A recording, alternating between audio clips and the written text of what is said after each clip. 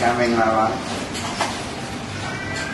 Okay ဒီပုံစံလေးဆိုအဓိကကျွန်တော်ဒီ weight training ကကျတော့အခုဒီ muscle gain နဲ့ fat loss တော့ပေါ့နော်အဲ့ပုံစံသွားမှာကျွန်တော် body transformation တော့သွားမှာခန္ဓာကိုယ် fit ဖြစ်ဖို့တော့ကျွန်တော်တို့သွားမှာပေါ့နော်nutrition နဲ့ပတ်သက်ပြီးတော့ကျွန်တော်ပြီးလို့ရှိရင်ဆက်ပြီးတော့ပြောပြပေးမယ်အဲ့ဒါကြောင့်ကျွန်တော်ဆောင်ရွက်ချောင်းလေးရှိမှာပေါ့နော်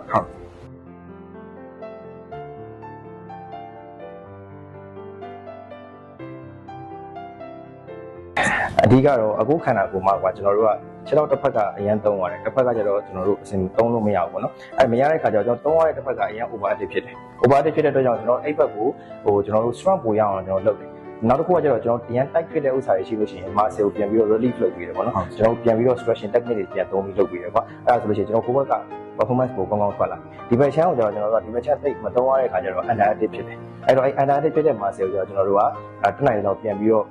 active ဖြစ်အောင်ပြန်လုပ်ပေးရအောင်အဲ့လိုပုံစံမျိုးနဲ့ကျွန်တော်တို့ training သွားတယ်နော်ကျွန်တော်လည်းအဓိကဆိုရင်အဲ့မတန်တဲ့ဘက်ကမတုံးရတာများတော့ဒီတုံးတဲ့ဘက်ကြီးပဲတအားကြီးကြွတာတိဆောက်လို့ဖြစ်ပြီးတော့မှတစ်ဖက်ကြီးအဲ့လိုဖြစ်မှာဆိုရင်ကြာတော့နည်းနည်းလေးဟိုဖြစ်လာတော့ပေါ့နည်းနည်း balance issue လည်းနည်းနည်းဖြစ်လာတာရှိတာပေါ့နော်ပို့ပြီးတော့လေနောက်တစ်ခုကထောက်ရတာများတော့လေဟိုဘက်က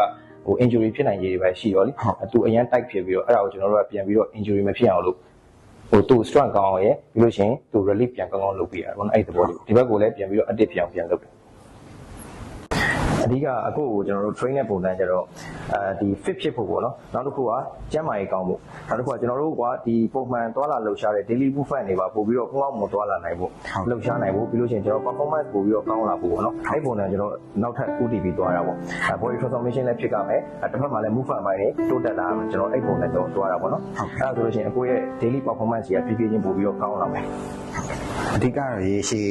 ကျန်းမာရေးအတွက်လည်းအဆင်ပြေပြီးတော့ဒီကျွန်တော်က body structure ကြတော့နည်းနည်းခါယိုးလေးလည်းပြဿနာရှိတဲ့အခါကျတော့အဲ့ဒီအတွက်ကို affect မဖြစ်ဘဲနဲ့ပေါ့နော်ဟုတ်ကဲ့ရေရှည်ကျန်းမာရေးဒီကောင်းနေတာဆရာကြီး